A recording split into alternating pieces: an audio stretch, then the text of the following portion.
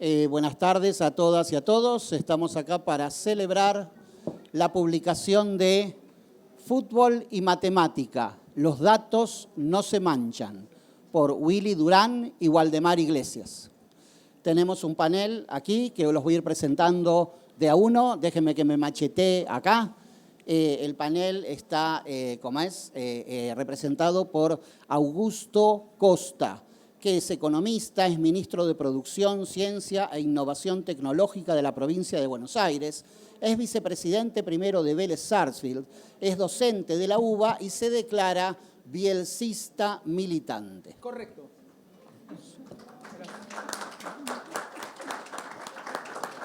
Gracias.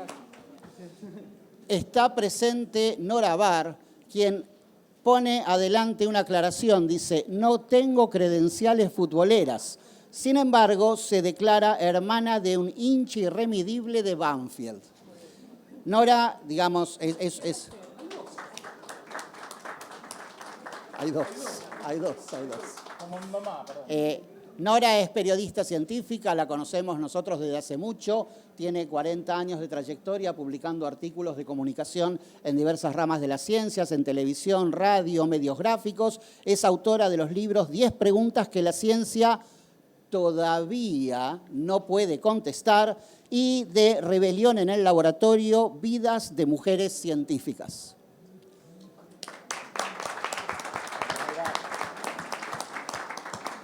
Están presentes los autores, Willy Durán, matemático, cuervo y maradoniano. Y debo agregar que circunstancialmente es el decano de la Facultad de Ciencias Exactas y Naturales de la Universidad de Buenos Aires. Y aquí, junto a mí, está presente Waldemar Iglesias, que se declara periodista, quemero, y también maradoniano. Está buena, ¿no? Esa dupla para escribir, ¿no? De rivales, ¿sí? Más allá de la amplia trayectoria como periodista de Waldemar, yo quiero declarar un detalle que está presente, lean el libro, en una de las últimas páginas, porque él declara tener un idilio en este momento con la abogacía. No se ha recibido todavía, pero... Puede ser. Pero ahí se acaba el idilio, ¿cómo se recibe? Pero estoy en el rubro. Pero déjame terminar de decir que él dice que encuentra poesía en la búsqueda de la justicia. Y yo creo que eso lo define más allá de todos los artículos que podamos leer. Las abogadas de los viejos tribunales dirán que estoy equivocado. Puede ser. Gracias a todos ustedes por estar acá, gracias a la Feria del Libro por abrir este espacio para discutir el libro, a las personalidades presentes de la Facultad de UDEVA, y empezamos con la presentación. ¿Sí? ¿Quiénes empiezan? Ahí vamos. Enorme agradecimiento a UDEVA, a la Universidad de Buenos Aires. Tengo ahí una listita para no olvidarme, así que lo voy a retomar. A los que están acá presentes, a la queridísima Nora, de las mejores periodistas científicas de la Argentina, y mucho más que eso, una persona entrañable. Puedo decir que me siento su amigo y me enorgullece eso. Al querido Augusto, me cuesta esto de tener que hablar entre un hincha de Vélez y un quemero. Es difícil para mí, me va a costar volver a la Norte el próximo partido, pero lo quiero mucho, Augusto. Tenemos alguna militancia compartida y un cariño especial por la universidad pública y por la ciencia, y enorme placer que apenas le dije si estaba dispuesto a venir para acá, enseguida acomodó su agenda compleja para estar acá. A mi querido amigo quemero, siempre digo, polémico, pero siempre del lado de los buenos. Así que eso es lo que más lo destaca, y sabemos convivir con el folclore de un cuervo y un quemero. Y a Omar por estar acá. Yo le decía recién a las hijas de Omar que este libro no existiría sin Omar, porque fue él el que insistió y yo siempre decía que bueno, pero no tengo tiempo. Y bueno, finalmente Omar empujó. Así que a Omar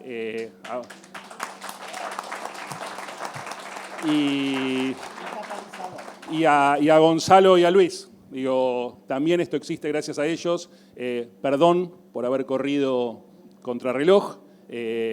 Cuando yo le dije a Omar, tenemos que llegar a la Feria del Libro, y me dice, vos estás loco. Dice, no hay ninguna chance, o casi no hay ninguna chance. Y después lo fui convenciendo de que alguna chance había.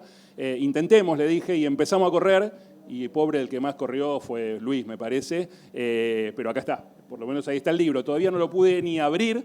Lo leí entero, pero todavía no lo pude ni abrir impreso. El PDF lo leí, pero no lo pude abrir impreso, y algunos amigos me lo mandan que ya lo compraron, así que ahí me di cuenta que ya existía. Y ya que estamos agradeciendo a los que forman parte de la escritura, déjenme agradecer a Juan Manuel Herbella, que está por ahí parado, está por ahí sentado. Otro defensor de la universidad pública, exfutbolista profesional, defensor además. Déjame que te presente como recién, el gol más rápido a River en la historia, jugando contra River, 35 segundos, aunque Analía se enoje. Así que nada, gracias Juan Manuel, también te hice correr, y ahí estamos tratando de hacer muchas cosas conjuntas entre la facultad y otra vez el Globo. Lo único que le dije fue, el día que firmemos el convenio no me hagan poner la camiseta, pero porque me mostraron la foto de Brusco, el decano de medicina, con la camiseta puesta, porque además es quemero, Nacho. Dije, yo firmo el convenio, lo único que pido, no me hagan poner la camiseta, pero fuera de eso, nada, gracias Juan Manuel por todo. Sigo con agradecimientos. Me va a pasar como Patu, que se quebró el otro día. Digo, Patu, que está por ahí, Patu Groisman, presentó su libro La pelota no se ensancha la semana pasada, y casualmente estábamos en paralelo escribiendo cosas parecidas, así que compren el libro de Patu, el nuestro también, pero compren el libro de Patu. El principal agradecimiento es a mi familia, por supuesto. Ahí está Clau, ahí está Valen. Hay dos, ¿cómo sigo ahora? Hay dos que están allá por España, uno por Barcelona, otro por Santander. Es lo más importante que tengo en mi vida, claramente. Así que gracias por bancar siempre. Perdón a veces por un poco de acelere. Estamos en semanas complejas. Los que son de exactas también saben por qué. Y ahí vamos. Y seguimos y bancan siempre. Así que muchas gracias. Y a la familia extendida también. Ahí está Neve, Abril, Juli, mis hermanos, a mi viejo, a la mejor de todas, a mi vieja.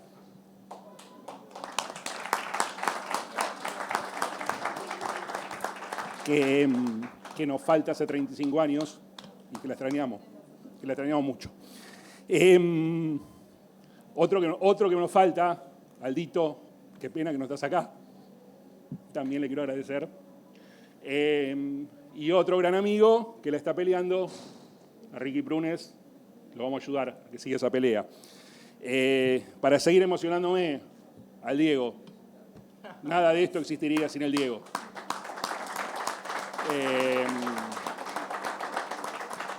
Nuestro amor por el fútbol es el que es por el Diego. Y de chiquito yo me iba a ver Argentinos Juniors, me caminaba esas cuadras hasta la cancha de Ferro, solo para ver al Diego. Me fui un día al Monumental, a la Popular visitante, le hizo 2 goles a Filiol. Fútbol en su estado más puro y genuino, siempre genuino, nunca negando sus raíces. Así que reivindiquemos al Diego, y más en estos tiempos, el país lo necesita más. Digo, reivindiquemos las raíces, reivindiquemos nuestra nacionalidad, reivindiquemos nuestra bandera, reivindiquemos los goles a los ingleses. Digo, porque hoy nos falta, sobre todo desde la mayor cúpula del poder, nos falta eso. Así que el Diego simboliza todo eso, mucho más que fútbol. Sigo rápido antes que se me pase el tiempo que tengo. Por supuesto al Ciclón, parte de mi vida. Sufrida, pero parte de mi vida. A Paredón, el de los domingos a la mañana, del fútbol amateur y el fútbol universitario, también parte de mi vida. Algunas por ahí lo entienden bastante y se quejan bastante. Y ahora al que incorporamos allá en España, al Racing de Santander, ¿qué hace Luli? al Racing de Santander, que también lo llevamos en el corazón y para que una ilusión nos persiga y el año que viene lo tengamos jugando contra el Barça y el Real Madrid. Y algo voy a hablar ahora referido a eso, a la educación pública, al sistema de ciencia y tecnología de la Argentina, muy castigado, pero muy virtuoso. Y Augusto me va a entender más que todos, si queremos un país con derecho al futuro, hay que invertir en universidad pública y en ciencia y tecnología. No dejemos de decirlo.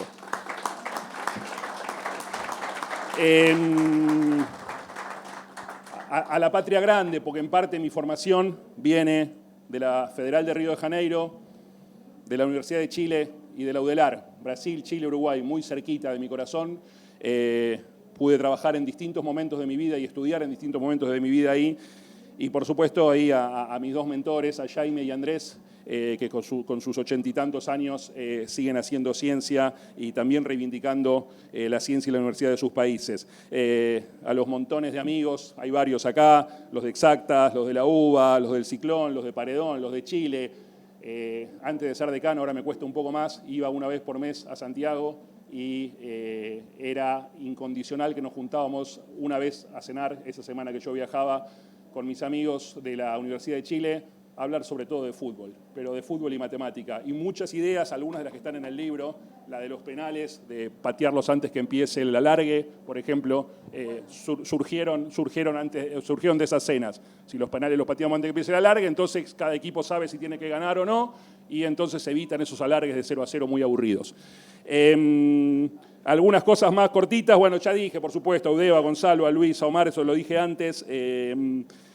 No está acá porque está en la Facu bancando la parada, a Vale Levi, porque estamos bancando espalda contra espalda hace 2 años y medio el horror y seguimos trabajando para sostener Exactas y la universidad pública. Así que gracias, Vale. Gracias, Vale, por tanto. Y en un ratito ya me vuelvo para la facultad porque además dentro de un par de horas hay que contar votos. Hay 2 que están por ahí que me bancan día a día y dicen que estoy más intenso últimamente. Gracias, Sole y Analía, por hacerme mi vida laboral mucho más sencilla. Y algún par de cosas, digo, antes de pasarle la posta a Waldemar, un par de cosas cortas sobre el libro que me parece interesante contarlas. Primero, me encantó la anécdota de Omar de la semana pasada cuando me dijo: che, dice el que imprime que el libro llegó incompleto. ¿Cómo? Le digo. Y empieza a mirar los capítulos y dice, el primero es el 1, el que sigue es el 10, el que sigue es el 11, después salta al 100. Y le digo, pero le explicamos que la numeración era binaria, creo que no lo entendió, me dice. Bueno, la numeración de los capítulos del libro es binaria y usa solo unos y ceros de vuelta para homenajearlo a Diego. Así que me encantó esa anécdota. 2, 3 menciones sobre algunos de los capítulos que a mí me gusta destacar. Si seguimos hablando del Diego, por supuesto el capítulo 10, en binario. No, el 100, si no me equivoco. Bueno, el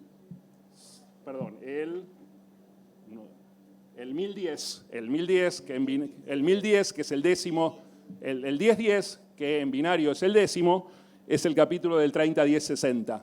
30-10-60, saben supongo a qué refiere, es nuestro sitio web de predicción de resultados deportivos. Por ahí Nora después cuenta alguna anécdota referido a eso. Solamente quiero decir que estuvo para el Mundial pasado, está de vuelta para este Mundial, y la anécdota que tengo sobre el Mundial pasado es que cuando llegó la final, el sitio decía que la probabilidad de ganar de Argentina era 50.1 y la de Francia 49.9. Y era lo que daba el modelo. Digo, no dibujamos ni disfrazamos nada. Y yo estaba con Clau viendo el partido, iban 20 minutos el segundo tiempo, y digo, mirá qué ridículo que somos, dijimos que el partido era parejo y esto es un baile absoluto. No hace falta que cuente el final. Hubiera preferido que el sitio se hubiera equivocado y que hubiera terminado con un baile absoluto, quizás si Otamendi la tira al lateral, terminaba 2-0, no es por echarle la culpa a Otamendi, por favor. Pero bueno, nada, todos saben cómo terminó. Dentro de un par de semanas, que hace Fer, otro hincha de Vélez más, dentro de un par de semanas va a estar el sitio actualizado para el Mundial y tenemos un convenio con La Nación que va a publicar día a día lo que dice 30-10-60. Rápido, un par de comentarios más sobre otros 2 capítulos. El de los fixtures, que lo quiero mucho, porque hace 20 años que trabajamos en programaciones deportivas y ahí cuento 2 anécdotas rápidas. Yo estaba viviendo en Chile, o trabajando en Chile, pero viviendo en la semana en Chile, y en mi mismo edificio vivía Lucas Nanía. Aquellos futboleros deben saber de quién hablo, número 10, que jugó en el Ciclón y que en ese momento jugaba en Palestino de Chile. Y alguna vez bajando del ascensor, siempre hablábamos de fútbol, de qué íbamos a hablar en el ascensor. Yo sabía que él era futbolista, él sabía que yo era profesor de la universidad, no más que eso. Y en alguna de esas bajadas del ascensor, Lucas me dice, no sabés lo que pasó en este campeonato. En las últimas fechas enfrentamos a todos los rivales de nuestro grupo. Claro, lo habíamos hecho nosotros con un modelo matemático eso. Entonces intenté explicarle a Lucas en esos 5 pisos que había un modelo matemático detrás. Creo que nunca me entendió, quizás se llevó el concepto, Lucas, quédate tranquilo, no es casualidad, es matemática. Nada, me pareció como una anécdota divertida, en el libro está contada. Y otra que no está contada en el libro, pero que la cuento acá, cuando nos tocó hacer la eliminatoria sudamericana para el Mundial del 2018, hicimos una cosa mucho más equitativa, mucho más pareja que la Conmebol había hecho hasta ese momento. La Conmebol tenía un fixture que favorecía esencialmente a 2 países. Se imaginarán cuáles eran esos 2. Y dentro de esos 2 había uno que estaba mucho más favorecido que el otro. Se imaginarán también tiempos de don Julio, vicepresidente de la FIFA.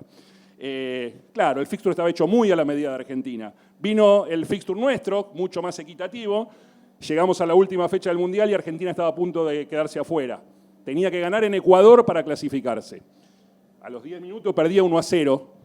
Vinieron después los 3 goles de Messi. Pero la anécdota que recuerdo es del día anterior, cuando hablando con mi hijo Manuel, que ahora se dedica a esto de la analítica del deporte, pero era bastante más chico ahí, se me acercó y me dijo, muy lindo tu fixture equitativo, si nos quedamos fuera del Mundial va a ser por culpa tuya. Bueno, por suerte clasificamos. Manu se quedó tranquilo, yo también, y con esto cierro mi parte. Hay un capítulo sobre el Racing de Santander que dice que Seria, Sebastián, está revolucionando a Cantabria. El ingeniero de datos de Sebastián Seria es Manuel Durán, el que se enojaba porque nos íbamos a quedar afuera del Mundial. Así que también los invito a leer ese capítulo, a todo el libro, pero en particular ese capítulo. En 10 días vamos a estar ahí en un viaje que tiene algo de académico y algo de visita de hijos, intentando ver al Racing de Santander a ver si asciende a primera, para que podamos demostrar ahí también que la matemática ayudó a mejorar un club de fútbol. Muchas gracias. Vamos a empezar con una paradoja. Willy se encargó de lo sentimental, siendo él el dueño de los números, y yo me voy a enfocar, curiosamente, en los números y en los datos y en las historias, a contracara de el decano, quizá, porque algunos números por ahí hasta pueden contrarrestar la estadística o el cálculo de probabilidades. No me voy a dedicarle el libro a los presentes, aunque está mi mejor amigo, que es Pancho, ahí presente, y otras personas a las que quiero mucho, pero están todas referidas en la dedicatoria. Sí me voy a dedicar a contarles, a meternos ya en el libro, porque si vinimos acá es para contar un libro. Les voy a contar 2 historias vinculadas al libro. Una tiene que ver con un caso que vincula con la matemática y el otro que vincula muchísimo con la matemática y con la ciencia de datos sobre todo. El primero tiene que ver con, los 2 tienen que ver con episodios recientes. Uno es la final de la Copa de África. Parece ahora raro, pero todos se deben acordar del quilombo que armó Brahim Díaz, figura del Real Madrid y de la selección marroquí, aún habiendo nacido en España, porque Marruecos hizo el proceso inverso, es decir, nacionalizó a los que habían nacido en Europa a los efectos de tenerlos en su selección. Y en esa final, 18, configuro la fecha y configuro el escenario, 18 de enero de 2026, este año. Brahim está frente a la historia. Marruecos, desde 1976, no sale campeón de una Copa de África. El país, el seleccionado, viene de ser semifinalista del Mundial 2022. Caso único en la historia de cualquier seleccionado africano. Marruecos viene de ser campeón del Mundial Sub-20. Es una potencia. Está en el top 10 del ranking de la FIFA, en consecuencia, cabeza de serie. del Mundial que vamos a disputar en CONCACAF, en el norte de América. Bueno, y ahí está frente a la historia Brahim. Medio siglo de historia detrás. Un penal absolutamente discutido, esos penales de VAR que para mí no fue, para muchos fue, pero el árbitro lo cobró. El árbitro, máxima autoridad. Tengan en cuenta este concepto. Máxima autoridad dentro del campo de juego, el árbitro. Lo dice el International Board. ¿Correcto? Bien, sigamos. Va Brahim Díaz. ¿Qué dicen las estadísticas sobre esto? Me lo contó Willy y lo investigamos bastante en detalle. 0.73 de que un penal sea gol. Si pateas al medio, tenés más chances de que sea gol. A los costados, más o menos, se baja un poco la intensidad de esa ventaja, pero podemos decir que es irrelevante la diferencia, depende de las ligas, depende de quién lo mida, etc. Digo, yo me guío por datos de Opta, que es presuntamente el que mejores datos obtiene, ¿no? O más numerosos datos obtiene. Bueno, cuestión que va Brahim y ¿qué hace? 50 años después de que naciera la Panenka, ¿qué es? Picar el penal. Eso nació en el año 1976, la última vez que Marruecos había sido campeón y la primera vez que se patea visiblemente un penal de ese modo, es decir, picándola. Suavecito, al medio del arco, creyendo que el arquero se va a jugar a un palo. Bueno, lo que pasó fue que Brahim, con toda buena voluntad, por supuesto, la picó y el arquero, enorme en su jerarquía, había sido campeón de la Champions con el Chelsea y enorme en su tamaño, medía casi 2 metros, Mendy, se lo atajó. ¿Qué pasó antes de eso? Primero, a consecuencia de ese penal discutido, que para mí no fue y que para muchos sí fue y que quedó en discusión, el plantel de Senegal, casi en su mayoría, impulsados por su entrenador, Papetiao, se había ido al vestuario. Entonces, ¿qué hizo Marruecos después de que perdiera ese partido en el alargue al que llevó el árbitro? Máxima autoridad, repito, máxima autoridad a los efectos de decidir qué se hace dentro del campo de juego. Bueno, dijo, se juega al alargue, primero, se patea el penal, lo atajó, terminó el partido en su tiempo regular, se juega al alargue y Senegal hace un gol y gana el partido 1-0. 2 meses después, repito, 2 meses después, la Confederación Africana dice, no, ganó Marruecos 3-0, porque el artículo 84 decía que la no comparecencia de un equipo determina que debe perder ese encuentro. La no comparecencia refiere a la no presentación. ¿Qué pasó en ese momento? 8 minutos estuvieron los jugadores de Senegal en el vestuario protestando, dirimiendo, pero la máxima autoridad, repito, la máxima autoridad del árbitro dijo, sí, jugamos, se patea el penal, lo pateó, lo picó, se lo atajó Mendy y todo siguió. Y hubo alargue y Senegal hizo un gol y ganó la final de la Copa de África. Todo se hubiera solucionado, diría Willy, si le daba fuerte al medio, ¡pum! Resolvelo, Brahim, pero no, se armó un quilombo bárbaro. Y de ese quilombo es lo que les quiero hablar, que además tiene mucho que ver con nosotros. Marruecos es el equipo del poder. Marruecos es el niño mimado de la FIFA. De hecho, Willy lo debe saber, estuvo en Marrakech el día que el Real Madrid le ganó la final del Mundial de Clubes 2-0. Las finales la pierden los que la juegan. Sí, bueno, pero la perdieron. Algunos dicen que algunos gritaron los goles de Sergio Ramos y Gareth Bale en la final. Algunos hinchas de Huracán, puede ser, no sé. Eso dicen. Es un equipo argentino, de última. Veamos, analicemos después. Bueno, pasó eso. Bueno, Marruecos es es una de las sedes del próximo Mundial, además de haber sido sede también del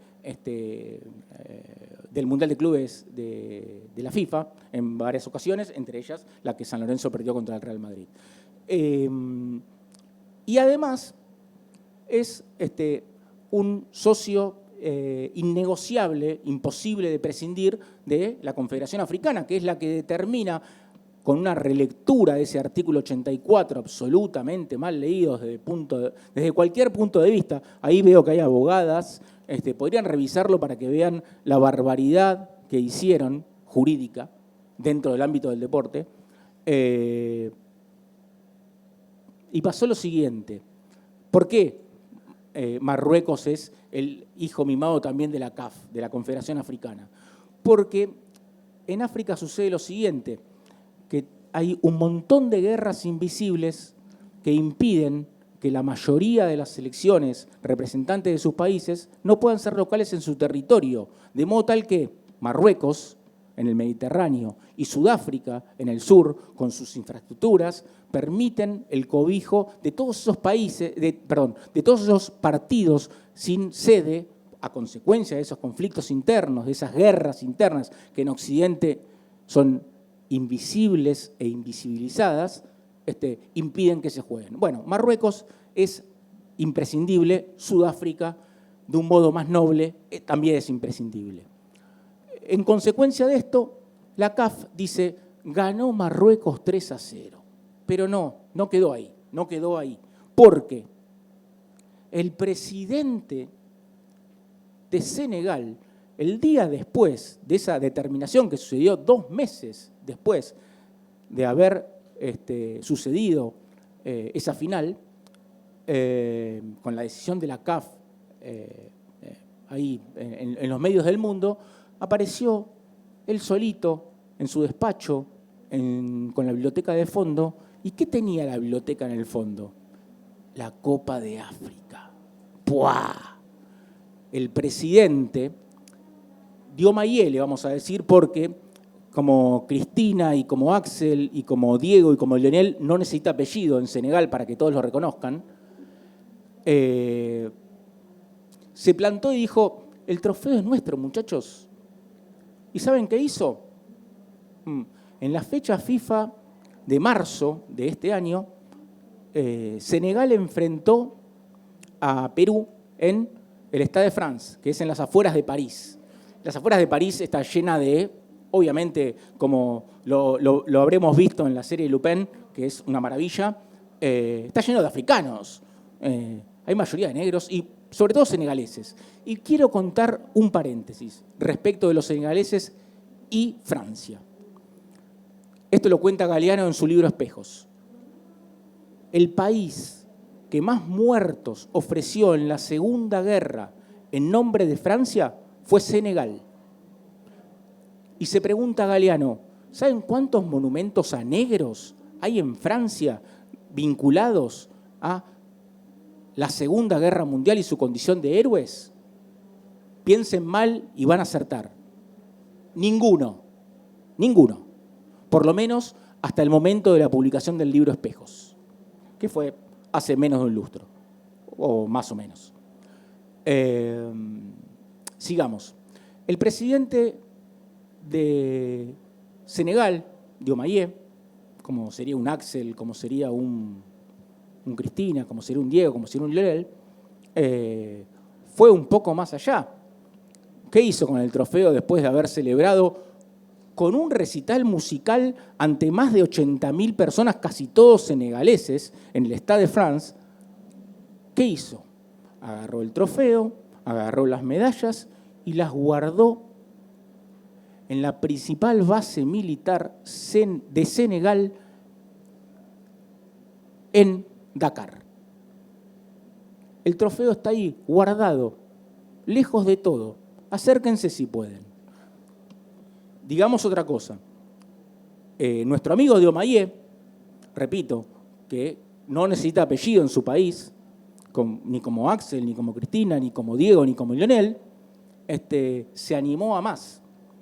En la reciente cumbre de abril, la 9ª cumbre de Sopacas, que es la zona de paz y cooperación del Atlántico Sur, de la cual Argentina debe ser parte, obligadamente es parte, desde 1986, bueno, el Mundial de Diego, ¿no? ¿Correcto? Bien. Desde 1986, que se creó, y está compuesta por Brasil, por Uruguay, por Argentina y por todos los países africanos de la costa occidental. O sea, pretendemos la paz y la cooperación dentro del Atlántico Sur. En esa reunión que sucedió en abril, que sucedió por impulso de Lula da Silva, presidente de Brasil, inmejorable presidente de Brasil, pasó lo siguiente. Argentina mandó a una secretaria cuyo nombre, si yo lo menciono acá, nadie conoce. Nadie conoce. Era una reunión ministerial. Tenían que ir todos los ministros de Relaciones Exteriores de todos los países miembros. Argentina mandó una secretaria. ¿Qué pasó? Diomaye mandó a sus principales autoridades, como casi todos los países del África Occidental y con linderos con el Atlántico Sur, ¿no? Después, cuando el documento principal de esa cumbre dijo que celebraba, o mejor dicho, que repetía su decisión de que la soberanía respecto de las Islas Malvinas eran argentinas, o sea, nuestras islas eran nuestras islas, y todo su territorio lindante, el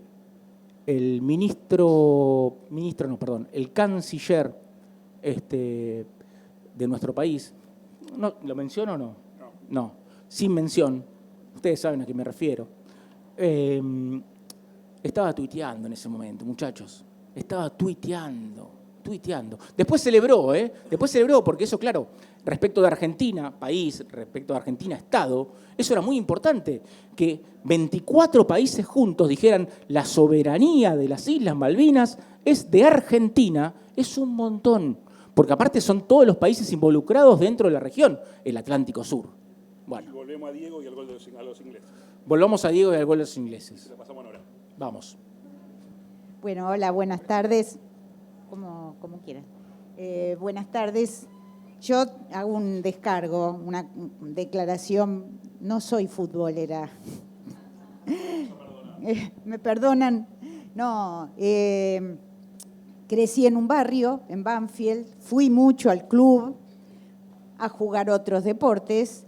Y como comentaba Omar recién, tengo un hermano que es futbolero por mí y por él, porque su vida cambia y depende de que el equipo gane o pierde, y ya dijo que cuando muera quiere que sus cenizas sean esparcidas en la cancha de Banfield. Demasiado para mi gusto, pero bueno, no soy futbolera, pero sigo a la selección, porque me gusta el buen fútbol.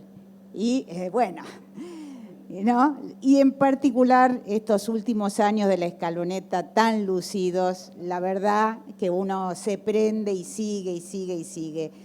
Pero además me gusta cualquier disciplina practicada en su máximo nivel. Y el fútbol, que tiene muchos puntos de contacto con la ciencia, también comparte muchos aspectos, muchas historias.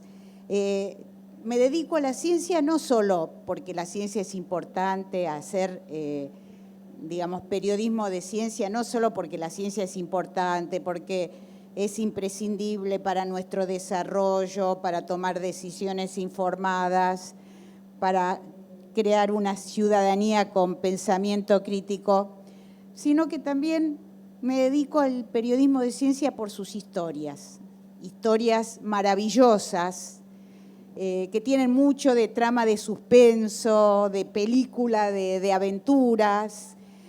Y el fútbol, como la ciencia y como la matemática en particular, tiene belleza, tiene precisión, tiene exactitud, confluye en el fútbol y en la matemática, el arte y la ciencia, aunque hay quienes dicen que, como se la llama, la reina de las ciencias, y no es una ciencia, no es algo más.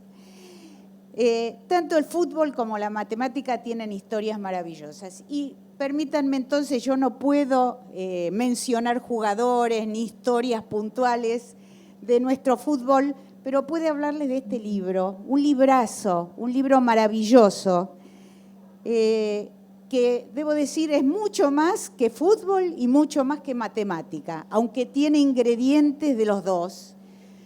Mucho de fútbol, mucho de matemática, que nos enseña a entender las probabilidades de una manera, con una fluidez, con un acercamiento que seguramente sería difícil darlo o tenerlo en una clase de probabilidades. Sin embargo, leyendo este libro aprendemos un montón sobre qué significan las probabilidades.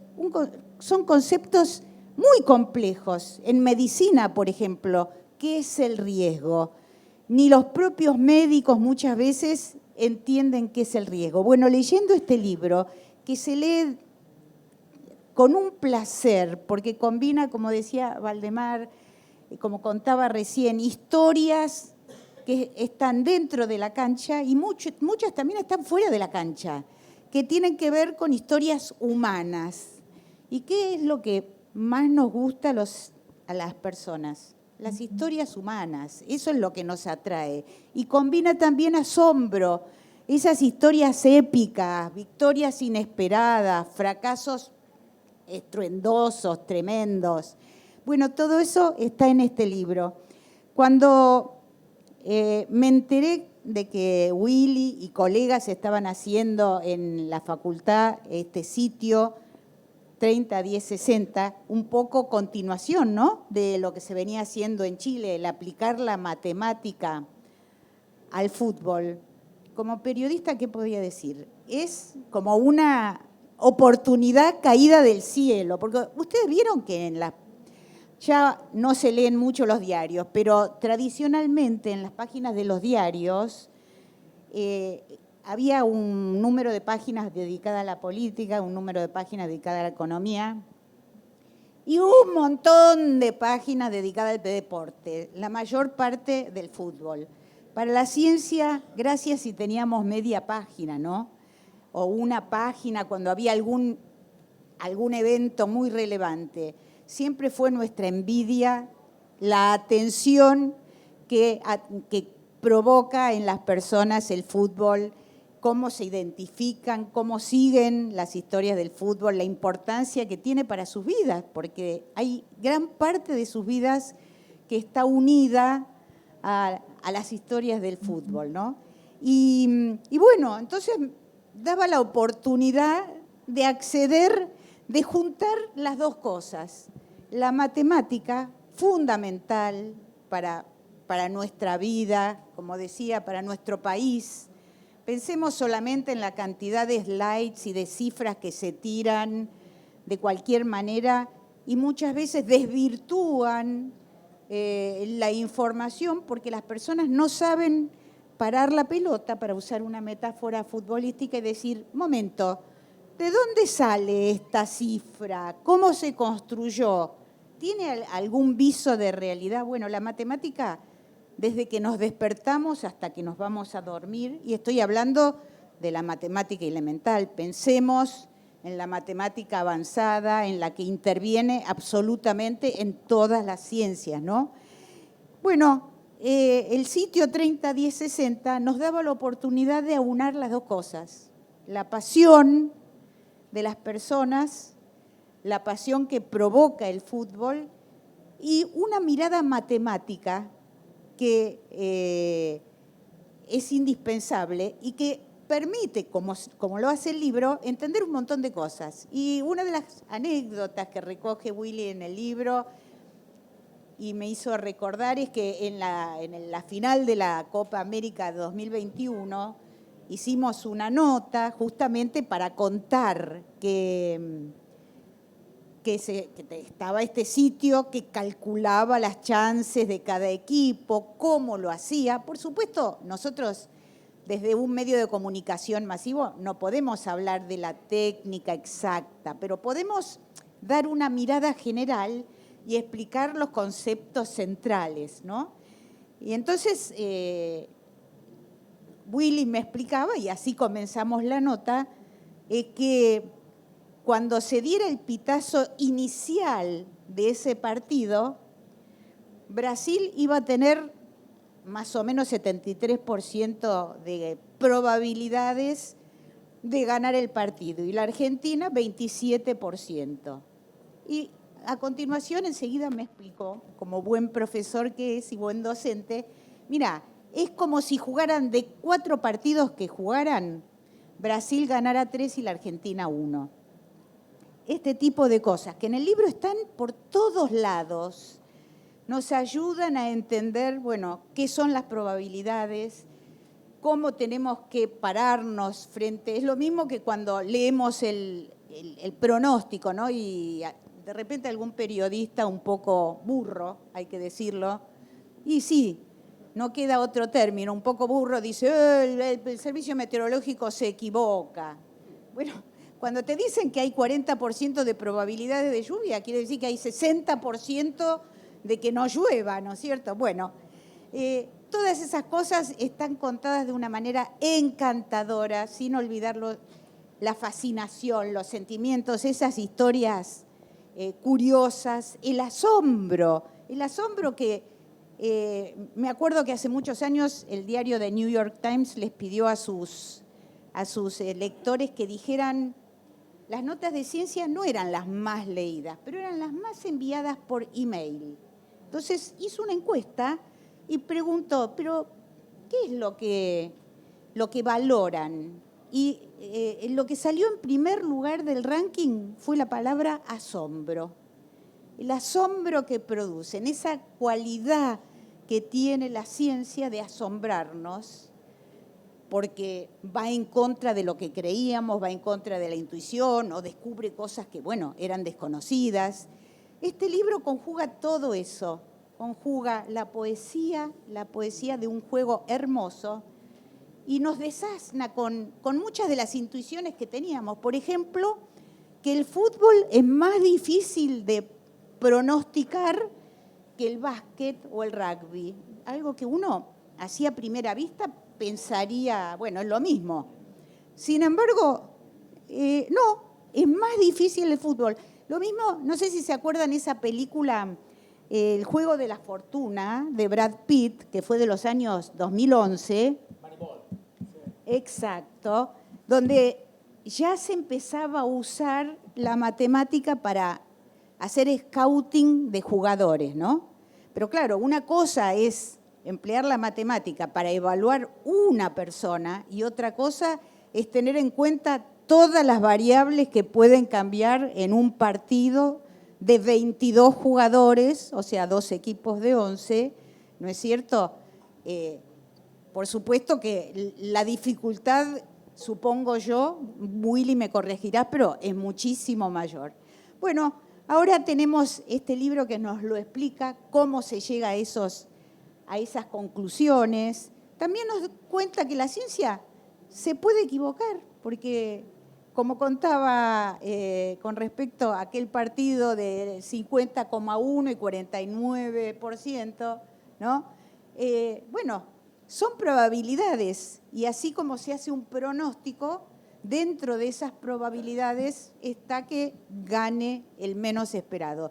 Esperamos que este nuevo mundial que nos va a tener atados a la silla, vamos a estar pendientes del 30, 10, 60, siguiendo las predicciones de nuestros matemáticos y además estas predicciones y este sitio que formaron parte incluso de tesis doctorales y fueron publicadas en revistas científicas. O sea, es matemática que juega, pero no es juego, no es de juguete, es de verdad. La verdad, debo decir que es imperdible, una delicia el libro, incluso, como decía, para los que no somos futboleros. La verdad que cuando Willy me dijo, che, hicimos esto y lo vamos a presentar y me invitó a venir a ser parte de este momento, me agarró realmente una emoción y una respuesta automática, primero por todo el cariño y el respeto que le tengo a Willy de conocerlo, de la trayectoria de luchas comunes que tenemos de hace mucho tiempo.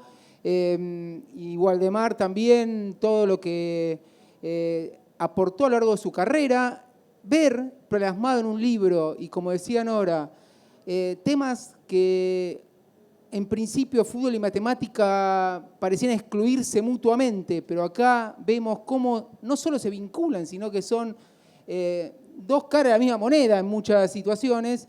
Me pareció una oportunidad muy linda también de compartir algunas de las visiones que pude ir acumulando en mi otra vida, que es la de ser dirigente deportivo también, vicepresidente de Vélez, y a enterarme ahora que Omar es responsable de que Waldemar y Willy hayan hecho esto y que hoy estemos acá, te agradezco también, porque como decía Nora, que hayan traído esto al mundo es un aporte enorme, y cuando lo lean se van a dar cuenta porque yo, para hacerlo lo más interactivo posible, quiero hacer una especie de ejercicio estadístico con ustedes. Levante la mano a quien le gusta el fútbol.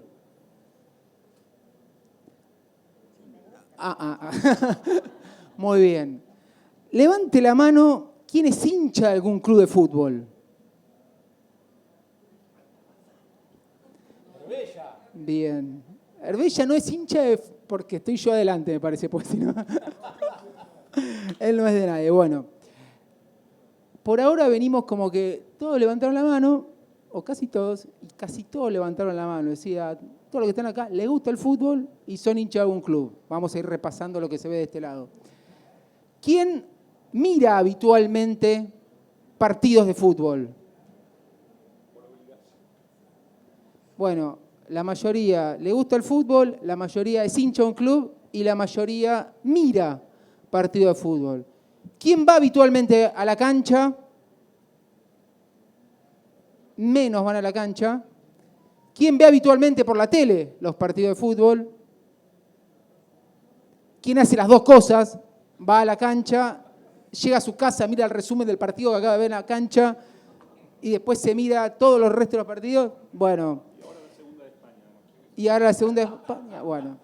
Acá lo que nos dio fue que está repartido entre los que van a la cancha y los que miran, pero la mayoría que lo va a la cancha además lo mira en su casa en la tele. Y la última pregunta, ¿quién cree que sabe de fútbol? Es un público bastante más humilde del que me hubiese imaginado. El de Platea del seguro, porque si hay algo que caracteriza a los que les gusta el fútbol, son hinchas, miran fútbol y van a la cancha, es que creen que saben de fútbol. De hecho, hay un fenómeno que yo denomino síndrome del plateísta, que en la platea norte de Vélez es una... la norte baja de Vélez es una... La alta todavía no está habilitada a veces. La de enfrente, bueno, pero ya cada vez se está ganando más terreno, sí. A veces no está habilitada, pero no siempre. Eso siempre, seguro. Pero acá están pasando cosas. Acá hay un mar de fondo que después revelaremos. Pero para no irnos del argumento, ¿no? En la platea norte de San Lorenzo, norte baja de cualquier club, está el síndrome del plateísta, que es como una patología generalizada, que es que todos sistemáticamente, cuando un delantero está encarando para definir, dice, al segundo palo, y después si la tira al bulto el arquero, lo putean. Cuando el técnico no hace un cambio, le empiezan a gritar, pone a este, pone a aquel, no sé qué. El capítulo 101, si no me equivoco, de este libro, se llama Todos somos DT, ¿no?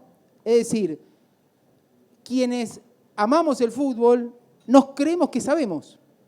Y nos creemos que mirando el deporte, algunos practicándolo, estamos en condiciones de opinar y de entender mejor de qué se trata el juego de lo que lo están jugando. Y eso es un clásico. Es un clásico que en realidad tiene un montón de situaciones que hay que analizar. Primero, dijimos que nos gusta el fútbol, pero más que somos hinchas de clubes. Y en general, por más que vos mires un partido y no seas hincha de alguno de los equipos, siempre hinchás por uno. O siempre tendés por el más débil, por el que juega algún jugador que te cae simpático. Entonces ya toda nuestra visión de lo que estamos analizando está sesgada por nuestra subjetividad que o nos genera un fanatismo o una predilección. Después, cuando decimos que miramos fútbol, todos sabemos que una cosa es mirar un partido en la cancha. Desde la popular ves una cosa, de la platea ves otra, de la platea alta ves otra, desde el banco de suplentes ves otra. Ni se imaginan lo que se ve desde adentro de la cancha. Bueno, Juan Manuel nos puede decir cómo se ve un partido desde adentro de la cancha, el jugador. Todos vemos los partidos desde una perspectiva donde tenemos cierta información. Y cuando vemos en la tele, la información que tenemos es la que nos recorta la cámara. Y obviamente en la cancha tenemos una panorámica. Si estamos en el mejor lugar de la platea, vemos todo, vemos cómo se para el equipo, vemos no necesariamente dónde está la pelota, sino tenemos un marco más general, pero nos perdemos las repeticiones. Muchas veces tenemos que preguntar, che, ¿quién hizo el gol? Porque no vimos el momento. La repetición te muestra un montón de cosas, pero sigue la pelota y te perdés todo el resto. Es decir, estamos todo el tiempo viendo recortes de la realidad. Pero después, como el síndrome de plateísta que uno tiene adentro te dice que vos estás sentado ahí y le podés decir a Juan Manuel, tendrías que haber salido a cortar, porque tenés toda la... O cruzar al 4 que está solo, ¿no? O este famoso Tano Pazman, ¿se acuerdan? Ese que le gritaba a la tele como un loco. Bueno, todo eso le pasa a quienes amamos el fútbol y miramos fútbol. Nos creemos que sabemos. Y a mí la verdad que si hay algo que me generó el hecho de ser dirigente deportivo es darme un baño de humildad fenomenal. Todo lo que creemos que sabemos no tenemos ni idea. No tenemos ni idea. Porque lo que uno no ve, o lo que uno ve desde su visión de plateísta, de espectador, incluso cuando uno juega al fútbol, ¿no? Porque si uno juega al fútbol y está en el campo y al mismo tiempo pudiéramos doblarnos y estar sentados en la platea mirándonos, le diríamos al uno mismo que está jugando que haga cosas que no hace cuando juega. Porque una cosa es estar mirando y otra cosa es estar con todas las pulsaciones, con la visión recortada, con ritmo, bueno. Entonces a mí cuando me tocó empezar a ser dirigente deportivo, que yo venía de ser hincha, plateísta y todo eso, y jugador amateur, obviamente, dije, bueno, hay que olvidarse de todo lo que uno pensaba. Hay que ser mucho más humilde, respetuoso y entender que hay un montón de cosas que uno no ve. Y decisiones que toman los protagonistas, los jugadores, los técnicos, los dirigentes, el staff de la dirección deportiva de los clubes, que se toman con criterios que no son ni caprichos, ni ignorancia, ni ganas de que tu equipo pierda, sino que están basadas en contextos, conocimientos y datos e información que uno no tiene. Después, con todo eso, se pueden tomar malas decisiones. Pero las decisiones tienen un criterio y tienen elementos que uno no ve. Entonces yo cuando ahora, como dirigente, desde la misma platea, veo a un técnico que demora un cambio y que uno dice, pero sacalo si no está corriendo. Bueno, en ese momento, ese jugador tiene un GPS al cual están monitoreando probablemente el rendimiento, si está por debajo de las métricas habituales, otro jugador que uno cree que está jugando bien y lo sacan, quizá las métricas están dando que está al límite y que es mejor poner otro jugador. Con la aplicación de la tecnología para el scouting, también uno que cuando ve las redes sociales todo el tiempo me arroban, traigan al 9 de no sé quién que la va a romper, burros, no entienden nada. Hay toda una nueva aplicación de datos, de estadística, de matemática, de métricas para hacer scouting, para traer jugadores, para generar una menor variabilidad o menores riesgos en las tomas de decisiones que el hincha común no conoce. Todo este libro nos muestra gran parte de esa trastienda, de cómo aparecen un montón de métricas, datos, variables, probabilidades que ayudan a los dirigentes, a los técnicos, a los jugadores a tomar mejores decisiones. Y todo eso obviamente, y después el baño también de humildad lo recibo cada vez que veo un partido y después nos llegan a los dirigentes las estadísticas del partido. Y uno con todos sus sesgos y toda su subjetividad siempre mira desde su fanatismo que su equipo tuvo solo una chance de todo el partido, pero si metía ese gol, no sé qué. O se cree que tuvo todo el partido de la pelota del equipo uno y te llenan las estadísticas, posesión, 80% del rival. Voy a decir, pero si la tuvo todo el tiempo, porque claro, uno está mirando cosas y hay nuevas métricas de goles esperados, de los mapas de calor. Apareció todo un mundo nuevo que hoy cambió completamente cómo desde la gestión deportiva y desde el desarrollo propio del fútbol se puede mejorar el rendimiento y minimizar la posibilidad de tomar decisiones equivocadas. Ahora, no deja de ser fútbol. Vélez venía el año anterior de pelear el descenso, se salva en la última fecha, pierde 5-0 con River en la tercera fecha del torneo 2024 y protagoniza una remontada épica y en la última fecha, en el último minuto, porque dependía de que Talleres e Independiente no ganen ninguno de los dos equipos, y termina empatando 2-2 y le anulan un gol a Talleres por un offside que también con la incorporación de tecnología se anuló porque si no se anulaba. Vélez entra a los playoffs por la ventana, le gana a Godoy Cruz y Argentinos Juniors con un hombre menos los dos partidos, llega a la final con Estudiantes de punto, le gana, empatan 1-1 con un hombre menos y con un gol de un pibe que tenía 18 años, Zarco, que empata el partido del pueblo de Alberti, provincia de Buenos Aires. No quiero entrar en la historia con el jugador porque no terminó bien después, pero bueno, algunos de los que están acá sabrán lo que pasó. Llegamos a los penales, ¿no?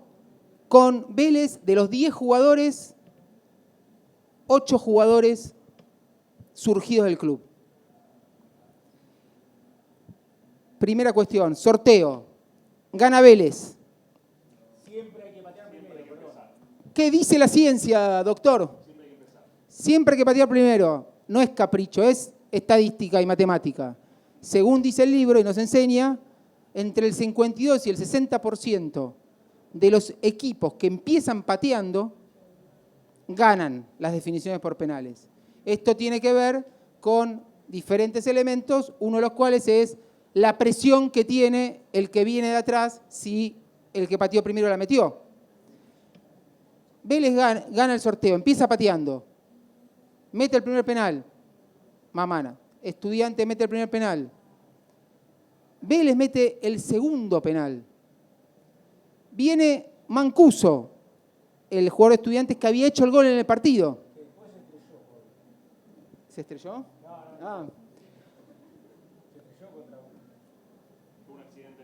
Ah.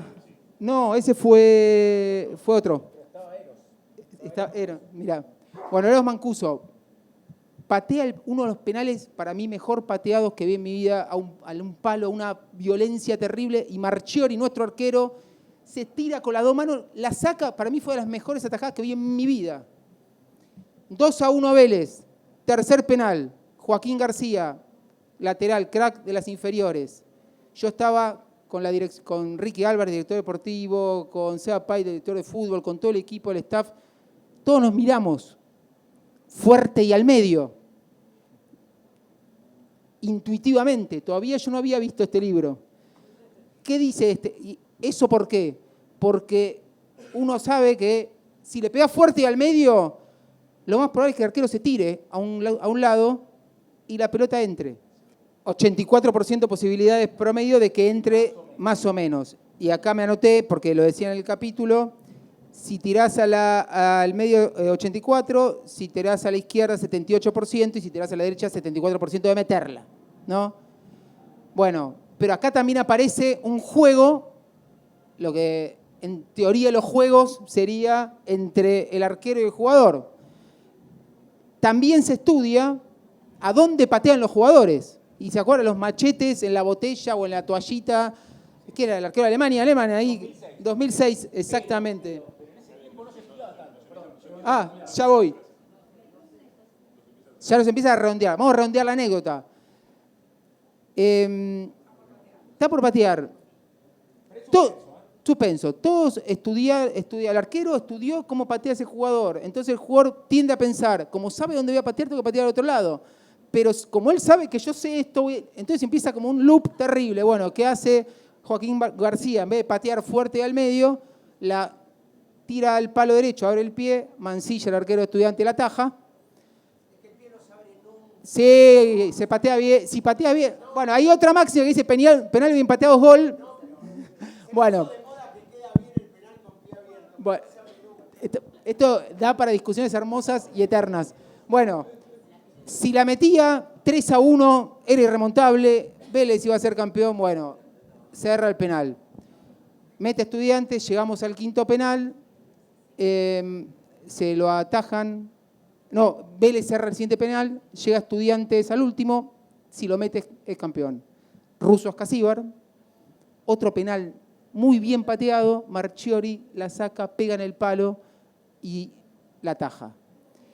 Y el siguiente penal, mete el sexto, nos toca Álvaro Montoro, un pibito de 16 años en ese momento, también abre el pie, la tira y después la mete Surgi, creo, Estudiantes campeón. Me volví, y termino con esto, con la sensación de corazón roto, obviamente, se nos había escapado una oportunidad tremenda de coronar o dar vuelta una página del descenso a campeón en menos de 6 meses, pero también, y dentro del dolor y todo lo que significa que en el fútbol, en el momento las estadísticas a veces no funcionan, apelando al bielcista. Sí. Ah, es verdad, como dijo Nora, funcionan, solo que en el momento en que... Ahí va, exactamente. Pero como buen bielcista, todos sabemos que donde más se aprende, donde se crece, es en la derrota. Los fracasos nos hacen aprender. El éxito, dice Bielsa, nos marea, nos genera una sensación de autoindulgencia, nos esconde los errores y por eso 6 meses después Vélez fue campeón del último campeonato largo. Waldemar, no sé si te acordás de ese partido, el último, en la fecha 27 de ese torneo, te debes acordar, Vélez sale campeón sosteniendo un proceso. ¿Y qué quiere decir esto? Que también estas circunstancias son parte de los procesos y son parte de lo que tiene que atravesar una institución, un plantel y un equipo en la medida en que se apliquen y se defina y se planifique cómo, hacia dónde se quiere ir, con la ayuda de la matemática, con la ayuda de la ciencia, con la ayuda de... Sí.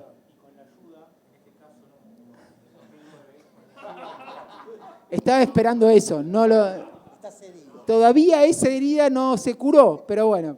No, y para... Ese día no solo fue sin ayuda, fue categórico el baile. Sí. No. Bueno. Levante la mano quien no conoce a Bracena. ¿Quién no conoce a Bracena? Bueno. Lo conocen todos, ¿saben por qué? Por lo que pasó en 2009. Que con el VAR hoy se podría haber revisado, pero bueno. Va. Ya, cierro. Cierro y ahora sí, agradezco nuevamente y me parece que este libro no solo nos muestra todo esto, nos muestra la importancia de pensar el deporte con una lógica profesional, aplicando la ciencia, aplicando la matemática, sino que además en este momento, donde está en cuestionamiento la propia forma jurídica de los clubes, de la asociación civil sin fin de lucro, y viene la Sociedad Anónima Deportiva permanentemente tratando de apropiarse de activos sociales, que son los clubes acumulados durante décadas y décadas y que son patrimonio de sus socios, que desde las asociaciones civiles, desde los clubes, los dirigentes entiendan que si no se profesionalizan, que si no generan herramientas para poder competir de mejor manera, cada vez la amenaza va a ser mayor. Entonces, este libro también nos muestra que dentro del fútbol argentino y dentro de lo que significan los clubes para nuestras comunidades, necesitamos aprender mucho. Y gracias por mostrárnoslos y sobre todo de una manera tan simple y tan agradable para que todos lo podamos leer. Muchas gracias.